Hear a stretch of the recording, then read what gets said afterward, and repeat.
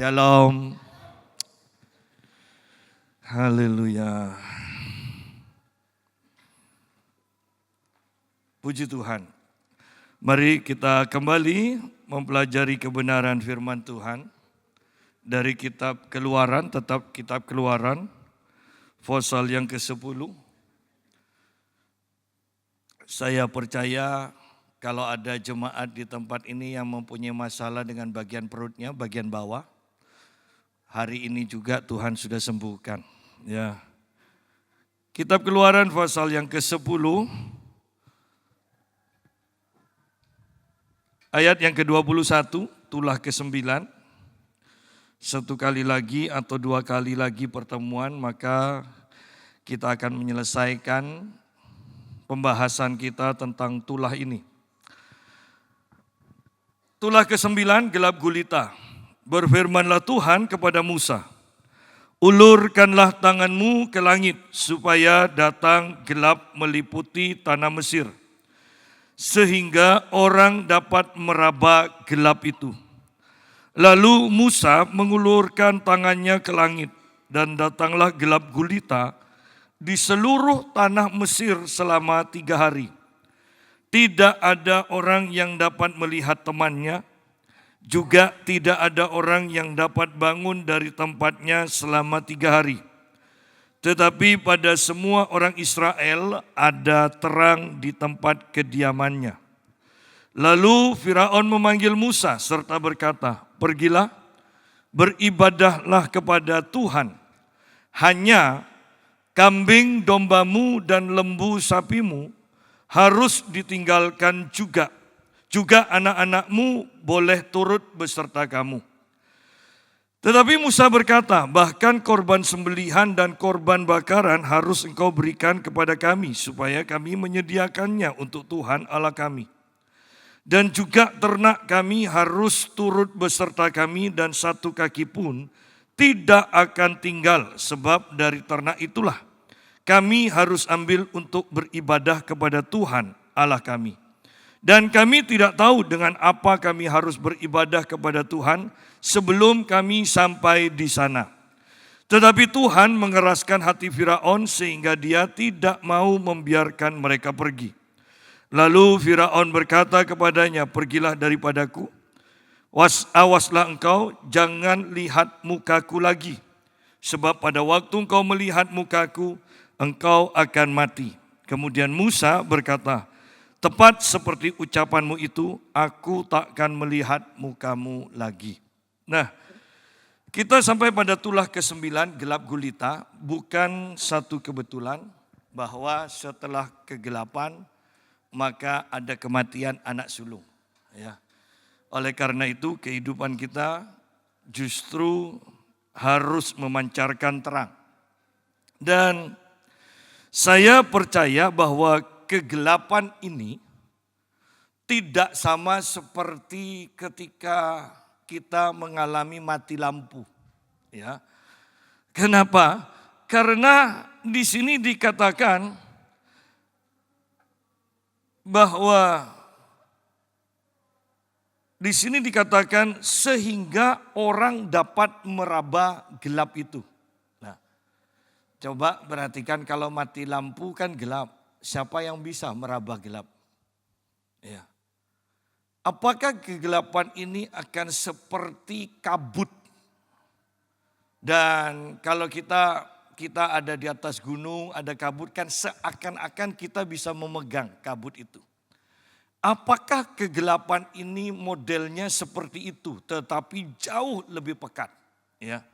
Sehingga di sini dikatakan sehingga orang dapat meraba gelap itu. Berarti ini kan kegelapan yang sampai bisa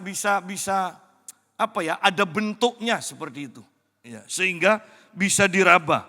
Berfirmanlah Tuhan kepada Musa, ulurkanlah tanganmu ke langit supaya datang gelap meliputi tanah Mesir, sehingga orang dapat meraba gelap itu.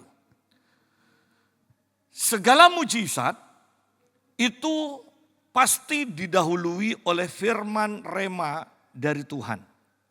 itu bukan sekedar kita mengetahui satu ayat firman Tuhan kemudian kita ucapkan dan itu terjadi. Tidak seperti itu. Ya. Kalau kita perhatikan bahwa selalu setiap tulah itu didahului oleh firman Tuhan. Artinya setiap mujizat, ketika kita berbicara tentang mujizat, itu harus didahului oleh firman rema. Kalau tidak, kita akan mempermalukan diri kita sendiri. Ya.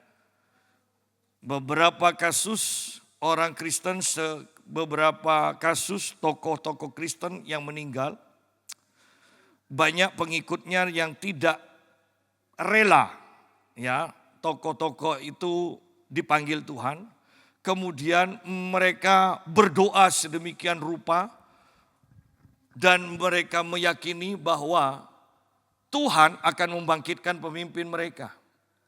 Mereka berdoa, mungkin, ya, karena saya malas untuk mengikuti yang seperti itu. Mungkin mereka mengeluarkan segala macam tariannya, mereka mengeluarkan pedangnya segala macam kan. Mereka bernubuat,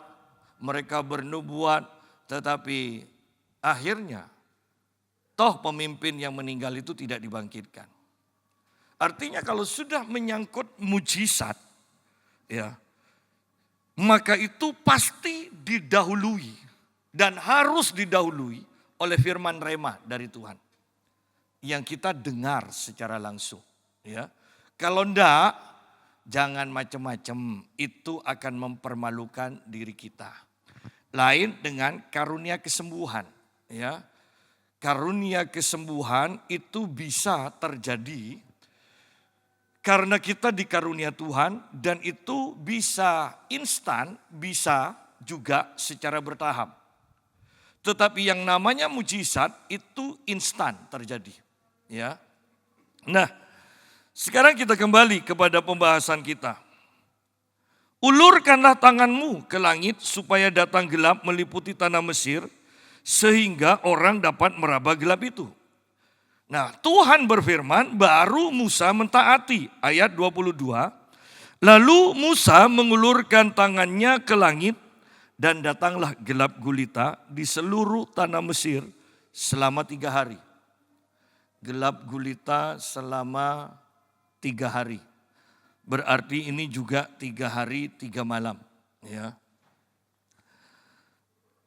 Terjadi gelap gulita. Dan kembali, apakah itu akan menimbulkan perasaan takut? Perasaan ngeri? Iya, pasti iya. Dan orang dapat meraba, itu yang saya pikir ini kegelapan seperti apa. Karena kalau Anda pernah masuk ke dalam satu rumah yang angker dan sangat angker, Anda bisa melihat rumah itu gelap, Anda bisa merasakan kengerian ketika masuk ke dalam rumah itu. Ya, ada perasaan tidak enak. Dan rumah yang angker, walaupun diberi lampu sebesar apapun wattnya, tetap rumah itu akan redup. Ya. Ini loh, ini kegelapan yang bahkan saya mau tekankan, rumah angker aja kegelapannya tidak bisa ditembus oleh lampu. Anda mau kasih lampu sebesar apapun wattnya, itu rumah tetap akan redup. Lampunya akan kelihatan redup. Rumah itu tidak akan menjadi terang. Ya. Mengapa? Karena itu bukan hanya sekedar cahaya. Rumah yang seperti itu adalah sepertinya manifestasi dari pribadi roh kegelapan itu yang melingkupi. Sehingga seakan-akan itu kental, kita bisa rasakan sepertinya bahkan kalau itu sangat kuat, kita sepertinya bisa bersentuhan dengan kegelapan itu. Ya. Jadi yang belum pernah mengalami, saya berharap Anda bisa mengalami hal itu. Ya. Jadi kalau dengar ada rumah angker dari keluarga atau dari kenalan Anda, cepat-cepat coba cepat datang dan rasakan sendiri. Bahkan sampai dalam beberapa kasus, ketika saya masuk ke dalam rumah itu, rumah yang angker itu, saya merasa sesak nafas. Dan ketika saya bertanya, adakah anggota keluarga di tempat ini yang diam di rumah ini yang mempunyai asma? Saya katakan.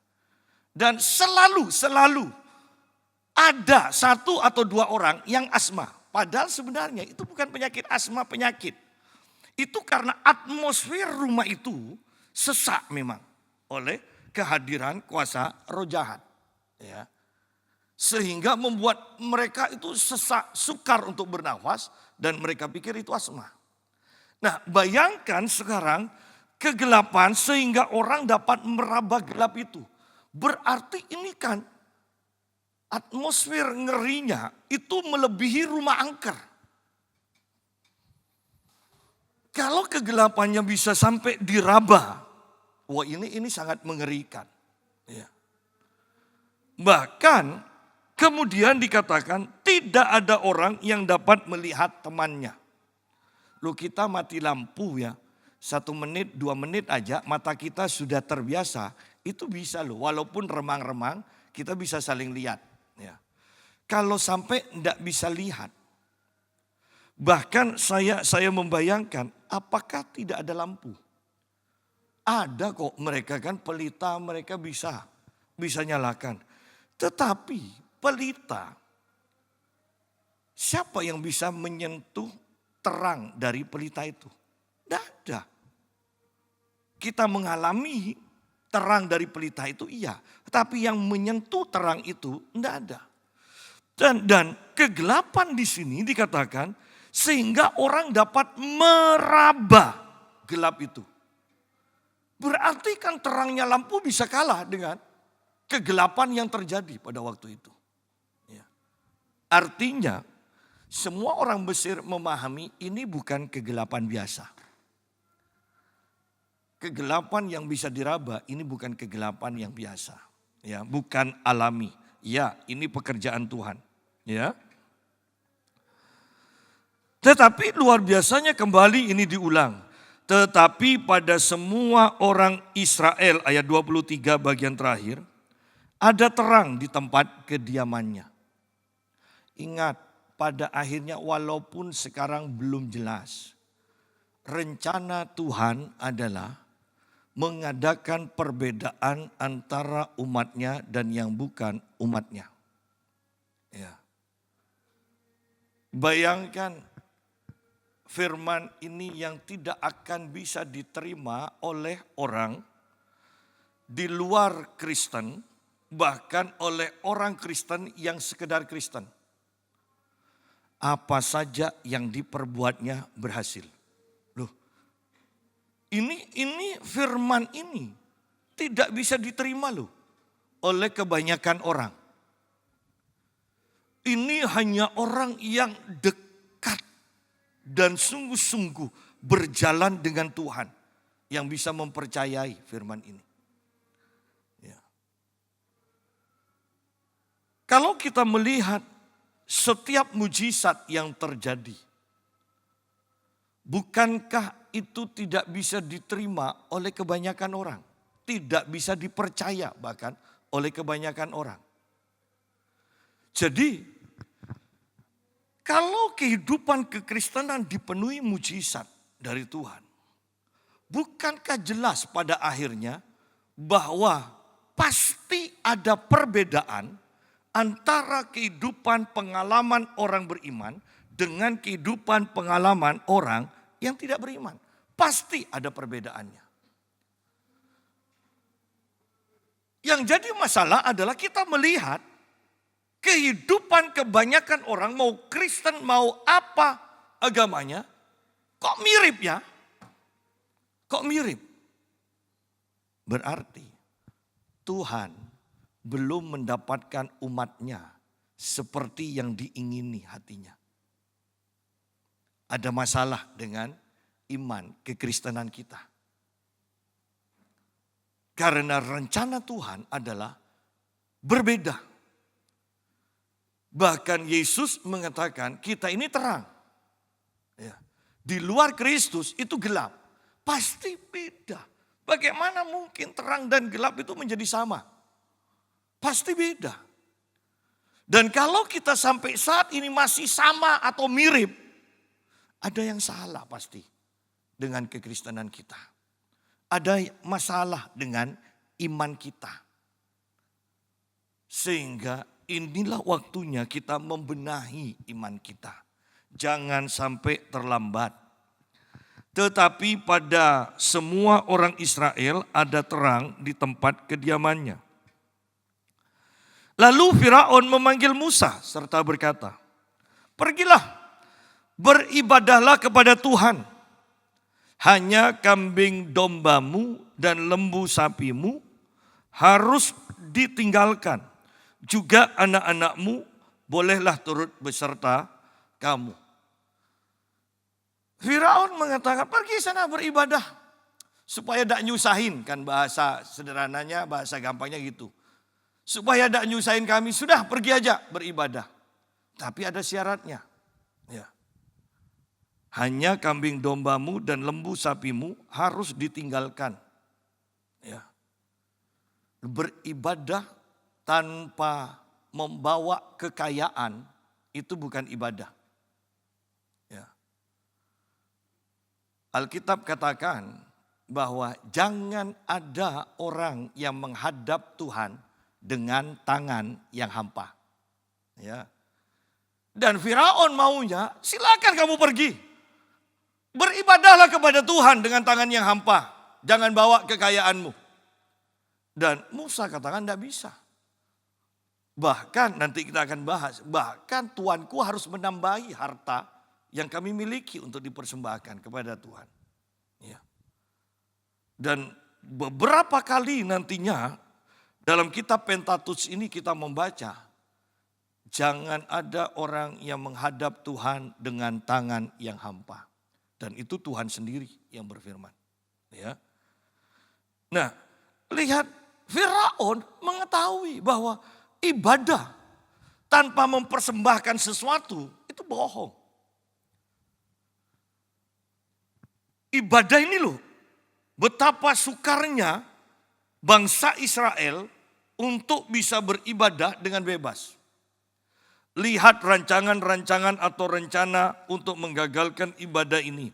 Kita sudah membahasnya ini, tapi mari kita ulang khusus bagaimana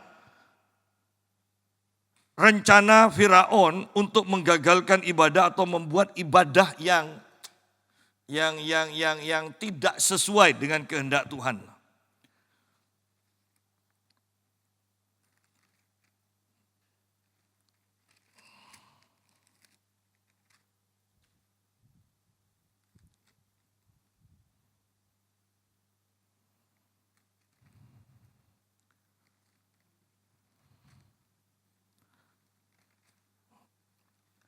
Kitab Keluaran pasal yang kelima. Ini sebelum tulah, Musa sudah menghadap kepada Firaun. Dan yang terjadi kemudian, Firaun marah dan memperberat pekerjaan orang Israel. Dikatakan ayat pasal 5 ayat yang ke-7 sampai ayat yang ke-9. Tidak boleh lagi kamu memberikan jerami kepada bangsa itu untuk membuat batu bata. Seperti sampai sekarang. Biarlah mereka sendiri yang pergi mengumpulkan jerami. Tetapi jumlah batu bata yang harus dibuat mereka sampai sekarang, bebankanlah itu juga kepada mereka dan jangan menguranginya. Karena mereka pemalas.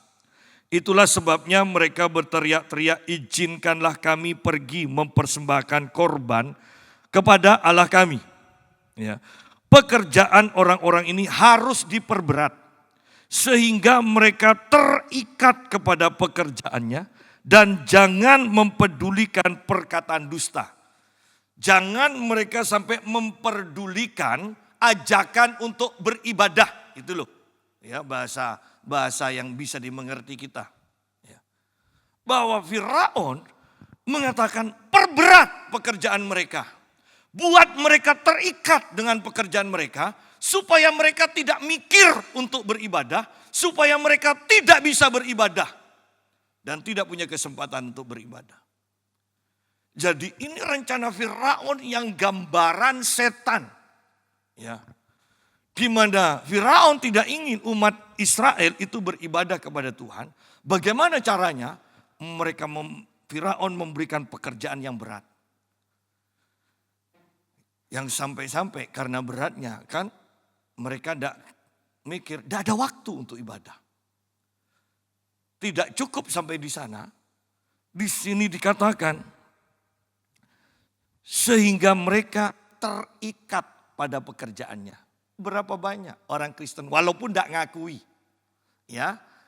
Tapi sesama Kristen pasti tahu orang ini terikat dengan pekerjaannya atau tidak. Ya. Bukan terikat dengan Tuhan. Kalau terikat dengan Tuhan, puji Tuhan. Terikat oleh pekerjaannya sehingga tidak ada kesempatan untuk beribadah, tidak punya waktu untuk beribadah, dan memang tidak kepikiran untuk beribadah lagi. Kenapa? Begitu terikatnya dengan pekerjaan. Ini rencana Firaun, rencana awal. Ya. Rencana awal. Kenapa kok tidak ibadah? Maaf, toko rame. Ya, tidak ada yang bantu. Kenapa kok tidak ibadah? Maaf, pembantu tidak masuk, jadi sibuk di rumah. Ya kan?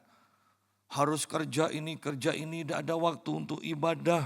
Kenapa kok tidak ibadah? Maaf, anak lagi ujian. Ya.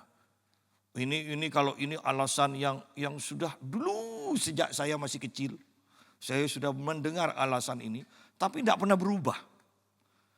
Saya herannya sudah kasih firman tentang hikmat, hidup dengan hikmat bisa ngatur waktu. Tetap aja kalau ditanya, kok tidak ke gereja, musim ujian, ngajar anak. Ya. Memangnya anaknya belajar 24 jam sehari. Ya. Ada aja, tetapi lihat sebenarnya ini loh kehidupan yang setan buat dalam hidup kita supaya kita terikat dengan pekerjaan kita sampai tidak beribadah. Selanjutnya di sini juga dikatakan di pasal Kitab Keluaran pasal yang ke-8. Pada tulah yang keempat, Firaun akhirnya mengizinkan bangsa Israel pergi. Ayat 25 dikatakan, lalu Firaun memanggil Musa dan Harun serta berkata, pergilah, persembahkanlah korban kepada Allahmu di negeri ini. Di negeri ini. Boleh ibadah, tapi jangan keluar dari Mesir. Wow. Sedangkan di dalam 2 Korintus pasal 6 kita sudah membahasnya juga. Alkitab berkata, keluar kamu, keluar. Supaya Tuhan sungguh-sungguh menjadi Allahmu dan engkau menjadi umatku, kata Tuhan. Keluar dari lingkungan itu supaya tidak dicemarkan. Ya. Di sini Firaun tahu, selama engkau tetap ada di Mesir dan beribadah di Mesir, engkau tidak akan pernah menerima manfaat dari ibadahmu. Engkau tidak akan beribadah dengan benar. Bahkan mungkin engkau akan membawa adat istiadat Mesir dalam ibadah. Dan kemudian kita akan mengatakan, demi menghargai bangsa Mesir yang sudah memberi kesempatan kita beribadah. Akhirnya terjadi kompromi lah. Ya. Berapa banyak ini terjadi di gereja. Kenapa? Karena kita tidak mau keluar. Kita tidak mau keluar. Firaun tahu, setan tahu. Selama engkau tidak keluar dari lingkungan yang membentuk engkau, engkau tidak akan bisa beribadah dengan benar. Kemudian ayat 28 mengatakan, Lalu kata Firaun, baik, aku akan membiarkan kamu pergi untuk mempersembahkan korban kepada Tuhan Allahmu. Sekarang Firaun mengizinkan untuk bangsa Israel pergi di padang gurun. Hanya janganlah kamu pergi terlalu jauh. Berdoalah untuk aku. Jangan pergi terlalu jauh. Jangan terlalu ekstrim ya. Ibadah ya ibadah, Kristen ya Kristen. Tapi setelah itu kembali lagi. Orang tidak jauh kan? Tidak jauh. Waktu ibadah kelihatan seperti malaikat semua. Nanti selesai ibadah kembali ke kehidupan semula. Yang pemarah tetap pemarah, yang nyuri tetap nyuri, yang pelit ya tetap pelit, ya kan? Kembali. Jangan pergi terlalu jauh.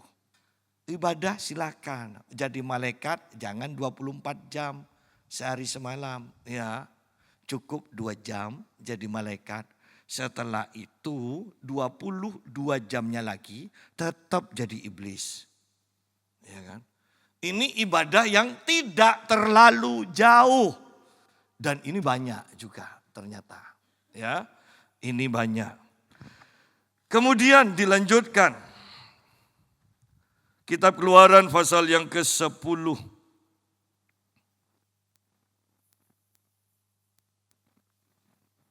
Ayat yang ke-8. Lalu Musa dan Harun dibawalah kembali kepada Firaun dan berkatalah Firaun kepada mereka, pergilah, beribadahlah kepada Tuhan Allahmu. Siapa-siapa sebenarnya yang akan pergi itu? Jawab Musa, kami hendak pergi dengan orang-orang yang muda dan yang tua, dengan anak-anak lelaki kami dan perempuan, dengan kambing domba kami dan lembu sapi kami. Kami harus mengadakan perayaan untuk Tuhan.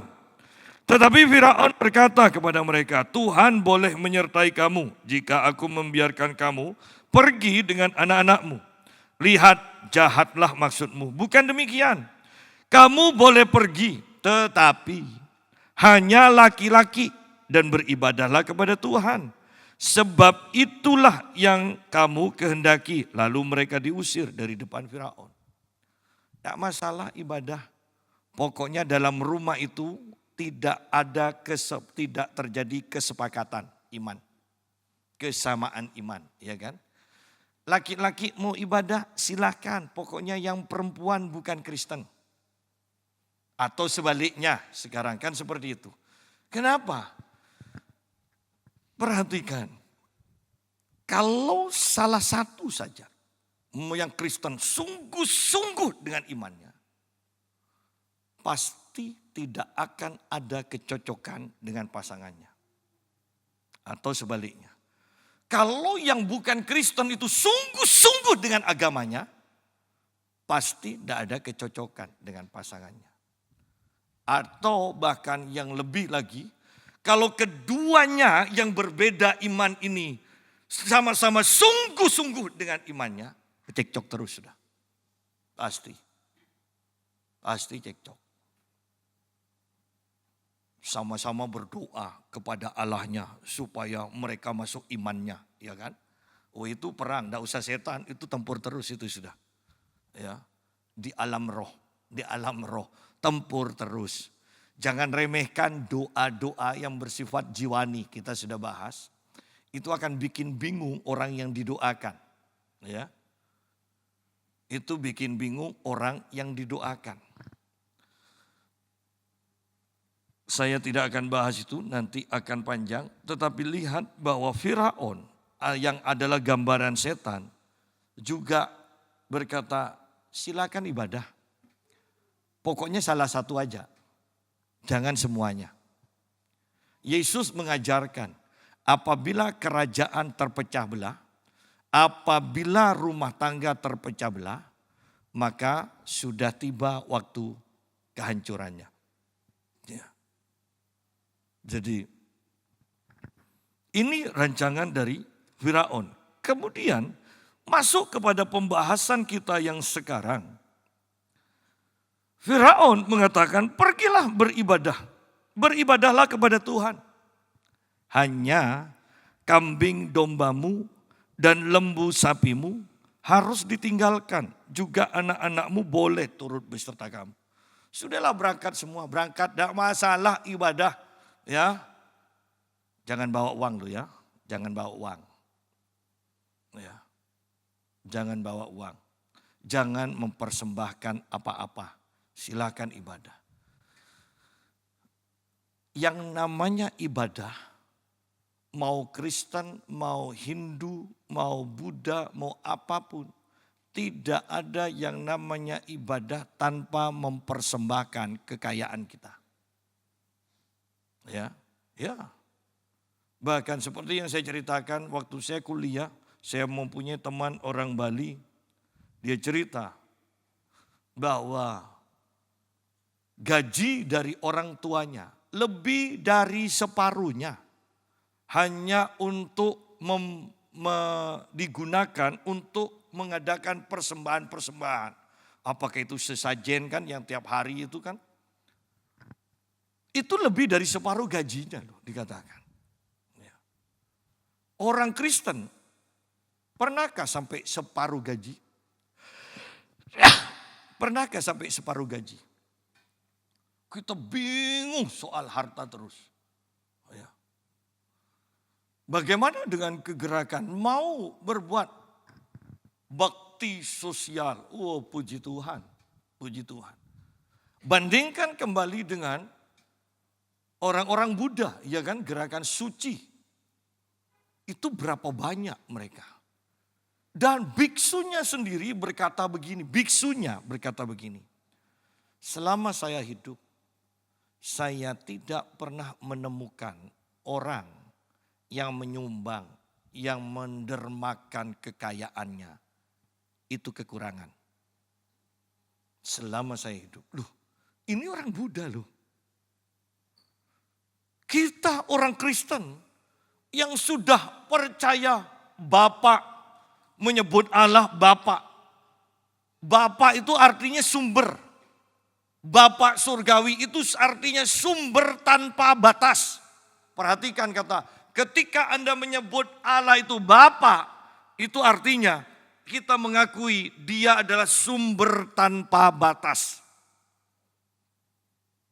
Toh lihat bahwa kita pun beribadah tapi sebenarnya kita tidak mengenal Tuhan. Sehingga kita takut untuk memberi. Takut untuk memberi. Ya. Pernahkah Anda memberikan persembahan kolektor yang membuat Anda merasa tidak nyaman? Yang membuat Anda berpikir kalau aku memberikan sejumlah ini, bagaimana ya nanti? Bagaimana besok? Artinya Anda memberi bukan seperti biasanya. Kita kan biasanya main aman. Iya, kita diberikan hikmat, puji Tuhan. Ya. Tetapi ada waktu-waktu tertentu Anda harus berani melangkah melampaui zona nyaman Anda. Ya. Saya kembali mau ceritakan dulu. Saya itu tidak pernah berani belanja sehari lebih dari 2 juta. Tidak pernah berani.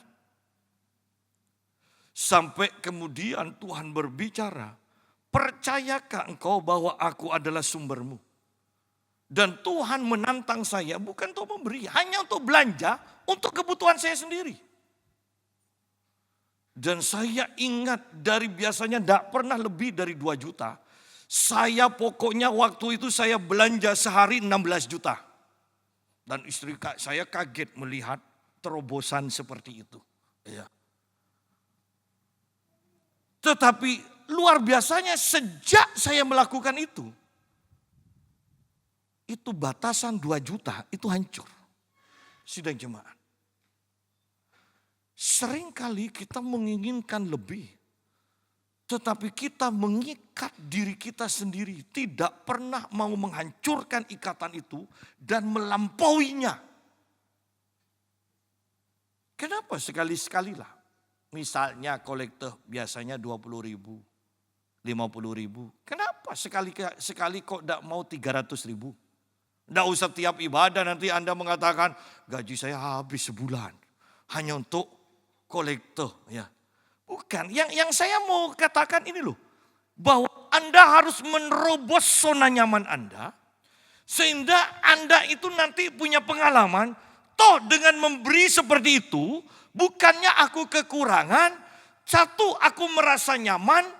Kedua, ternyata Tuhan berikan lebih lagi. Kan Tuhan berikan kita sesuai dengan kebutuhan kita kan. Loh kalau kita memberi kebutuhan kita untuk memberi aja lebih dari biasanya. Tuhan akan kasih lagi kok. Lebih juga. Seringkali kita tidak berani. Kita hanya memberi seadanya yang itu tidak akan mempengaruhi dengan pemikiran hikmat kita. Tidak akan mempengaruhi perekonomian kita. Oh, segala tindakan kita dalam ibadah, saya mau katakan harus membuat kita punya pengalaman yang baru dengan Tuhan. Ya. Kembali kepada pembahasan kita. Hanya kambing dombamu dan lembu sapimu harus ditinggalkan. Juga anak-anakmu boleh turut beserta kamu. Ya. Tetapi Musa berkata, bahkan korban sembelihan dan korban bakaran harus engkau Firaun berikan kepada kami supaya kami menyediakannya untuk Tuhan Allah kami. Ya. Saya bahas nanti ayat 25, kita lebih baik bahas ayat 26 terlebih dahulu. Dan juga ternak kami harus turut beserta kami. Dan satu kaki pun tidak akan tinggal. Sebab dari ternak itulah kami harus ambil untuk beribadah kepada Tuhan. Ya. Kalau sekarang kan mudahnya untuk dimengerti dari harta kami harus diambil untuk ibadah kepada Tuhan. Ya kan? Kami harus ambil untuk beribadah kepada Tuhan Allah kami. Dan kami tidak tahu dengan apa kami harus beribadah kepada Tuhan sebelum kami sampai di sana. Ya. Supaya lebih mudah, saya mau katakan begini. Bahwa kami harus beribadah, kami membawa harta kami untuk dipakai beribadah. Tetapi kami tidak tahu nanti besar kecilnya itu seberapa, yang penting kami sudah menyiapkan harta kami. Tuhan maunya seberapa, itu yang kami berikan. Ya. Karena di sini dikatakan, kami tidak tahu dengan apa kami harus beribadah kepada Tuhan sebelum kami sampai di sana. Boleh kita juga mengadakan persiapan kolektor segini. Ya, kolektor segini, sudah disiapkan. Tetapi ketika Tuhan intervensi kita untuk memimpin kita memberi lebih. Beranikah kita untuk melakukan ibadah dengan benar. Sesuai dengan tuntunan Tuhan. Ya, jangan ditengking. Ya, jangan ditengking. Ini roh bangkrut ini harus diusir. Ya, jangan. Ya. Tetapi saya percaya ada waktu-waktu tertentu Allah akan intervensi. Ya. Saya sungguh ingat, saya punya pengalaman. Ketika saya masih pengerja, saya hanya memiliki rasa haus dan lapar akan Tuhan. Dan saya pergi ke sebuah KKR yang dilayani oleh Robert Liardon di Surabaya. Kemudian Robert Liardon mengadakan tantangan untuk memberi. Dan saya terlintas. Waktu itu Anda harus tahu bahwa saya hanya dapat honor dari papi 20.000 setiap bulan. Ya. Dan saya pergi ke Surabaya. Dan Tuhan berkata begini, persembahkan uangmu itu 100.000. Masih naik bis kan? Naik bis dulu ke Surabaya, nanti rencana setelah KKR langsung pulang juga naik bis. Dan saya saya terlintas begini, kalau saya persembahkan, ingat ini bukan judi, tiba-tiba aja terlintas. Kalau saya persembahkan ya 100.000, kalau saya nuai 100 kali lipat, saya dapat sepeda motor. Itu terlintas saja loh, bukan saya berjudi dengan Tuhan, bukan. Ingat, banyak orang kemudian ini dijadikan doktrin, pengalaman seperti ini, dan akhirnya kita menjadi penjudi ulung. Bukan. Nah, selesai saya menabur, saya pulang. Saya pulang dan besok paginya teman saya mengatakan, "Sang, saya kok mimpi kamu dapat berkat besar ya?" Saya katakan, "Oh saya siap, saya penerima yang baik kok," saya bilang. Ya.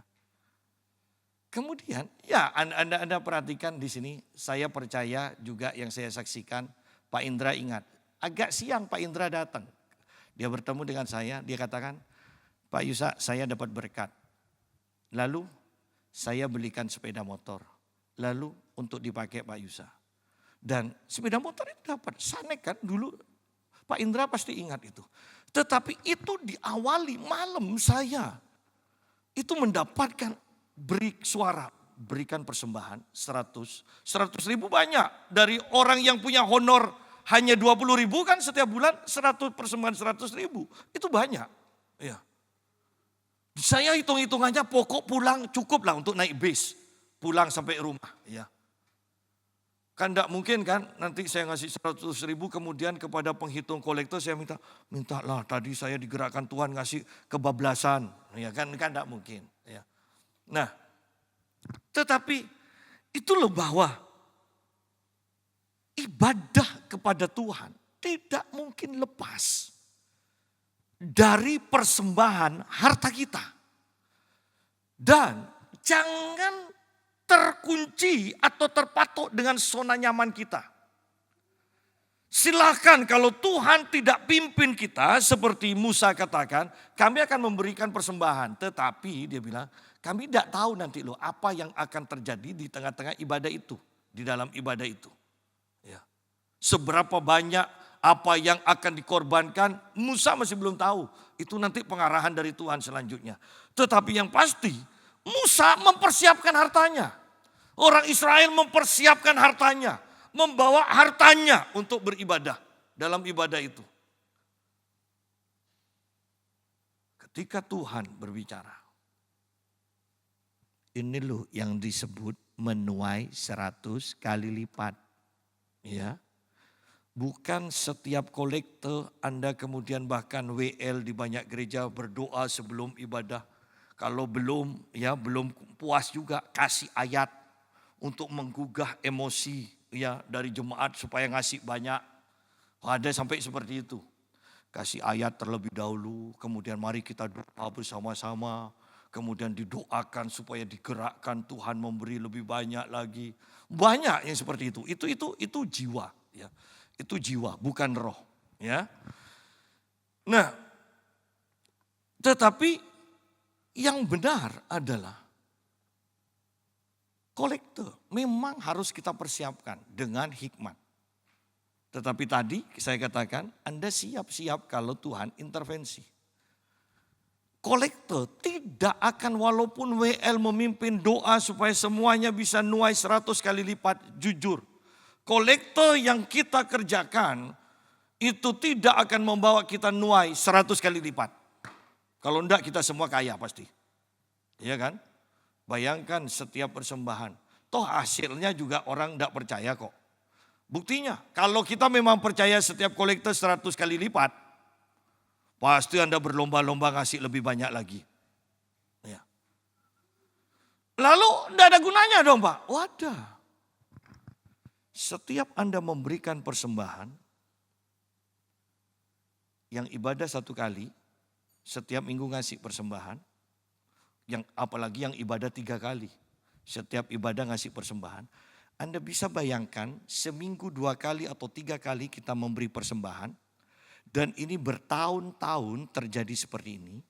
Bukankah ini menjadi kebiasaan kita dalam hal memberi? Ini akan menjadi karakter kita dalam memberi. Sehingga dalam kehidupan sehari-hari pun kita akan mudah untuk memberi orang yang membutuhkan. Memangnya memberi itu tidak perlu latihan. Oh, harus dilatih. Bagaimana latihannya? Di gereja paling enak. Itu latihan memberi untuk membentuk karakter atau kebiasaan kita memberi. Sehingga dalam kehidupan sehari-hari kita terbiasa memberi. Lo belum tentu lo orang kaya itu pemberiannya besar. Ingat, belum tentu orang kaya pemberiannya besar. Karena untuk memberi itu butuh latihan. Sampai menjadi kebiasaan. Ya. Uang boleh banyak. Anda boleh kaya akan uang, tetapi kalau hatimu tidak kaya. Anda kepikiran ngasih 100.000 aja seakan-akan itu Anda sudah ngasih makan seluruh dunia. Ya, lihat. Mari kita perhatikan di sini bahwa ingat pemberian kita itu adalah ibadah. Ibadah tanpa harta yang dibawa itu bohong. Ya, itu bohong. Nah, kemudian bahkan di sini Musa mengatakan, tetapi Musa berkata ayat 25, bahkan korban sembelihan dan korban bakaran harus engkau Firaun berikan kepada kami supaya kami menyediakannya untuk Tuhan Allah kami. Artinya apa? Bahwa kami punya harta untuk dipersembahkan dalam ibadah. Tetapi Musa seakan-akan kami pun siap kalau ada berkat tambahan untuk juga dipersembahkan. Bahwa tidak mungkin orang yang beribadah dan mempersembahkan hartanya beribadah kepada Tuhan itu tidak akan dapat tambahan dari Tuhan. Ya. Tambahan dari berbagai sudut. Dan ingat, tambahan itu pun Musa katakan, itu pun untuk ibadah. Wow.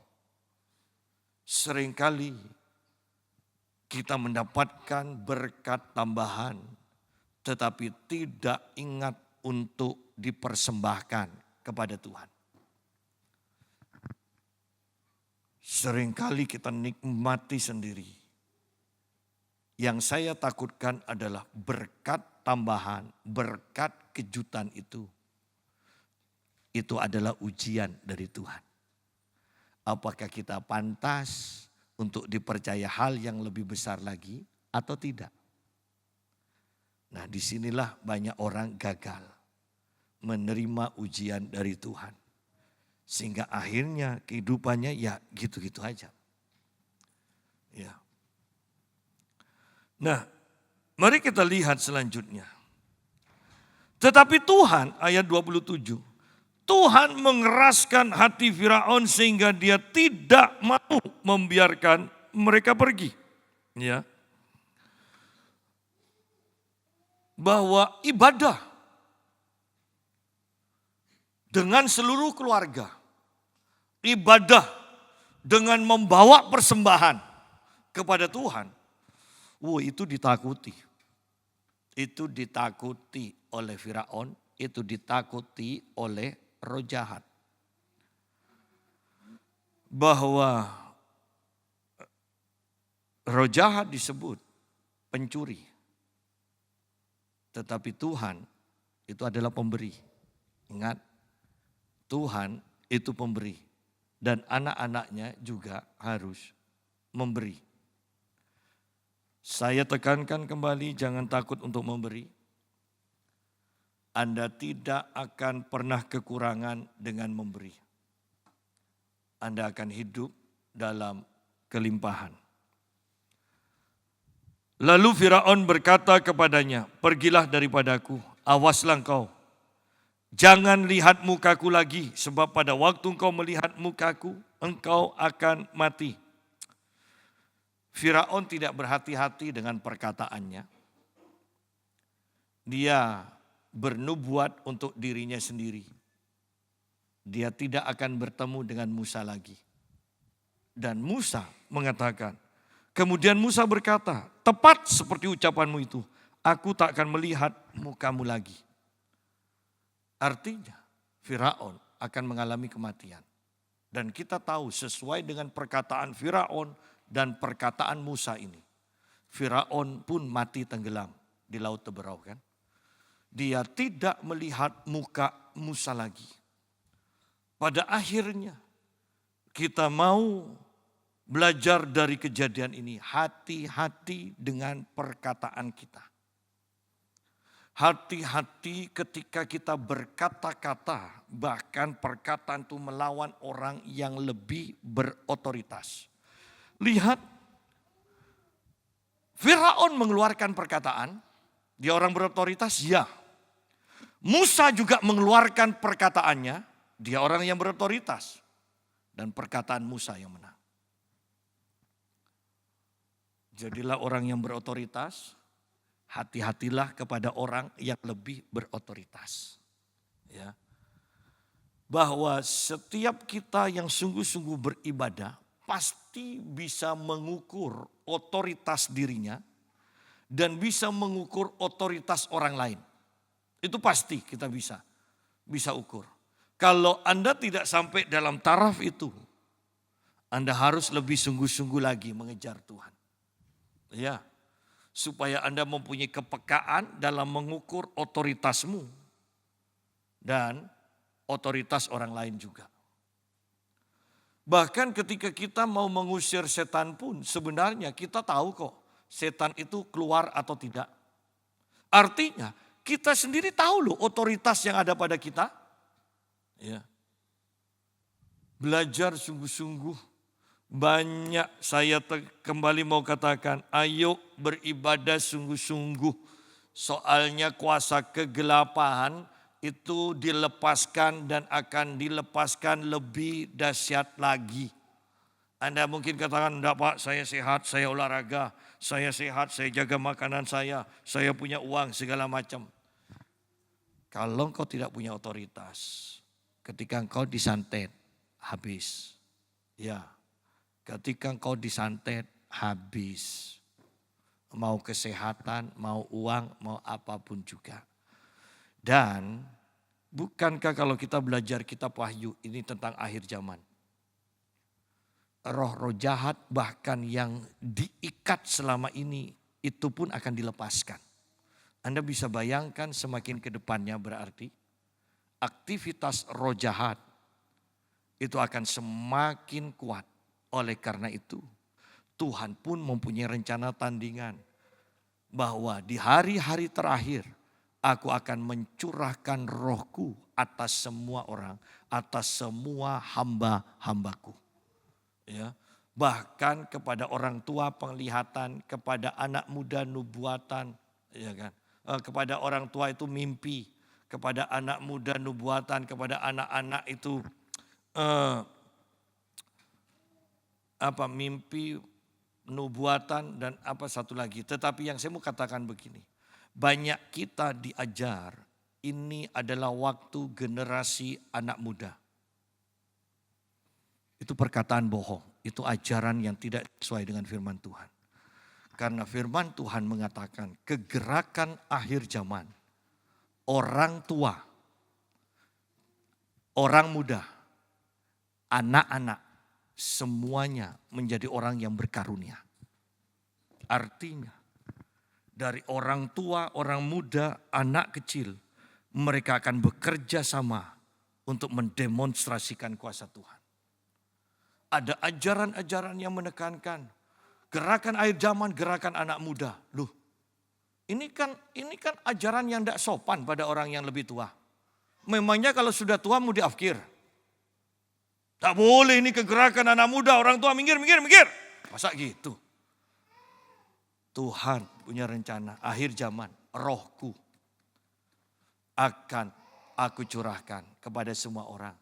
Yang tua dapat mimpi, yang muda dapat penglihatan, ya, yang anak-anak bernubuat dan sebagainya. Pokoknya dari semua kalangan Tuhan akan pakai. Inilah kegerakan akhir zaman. Jadi jangan percaya kegerakan hanya ada satu golongan. Semua golongan Tuhan akan pakai. Tuhan akan gerakkan di akhir zaman. Persiapkan diri kita. Kita bukan orang yang tersingkirkan. Kita adalah orang-orang yang akan dipakai oleh Tuhan. Tuhan memberkati. Haleluya, haleluya.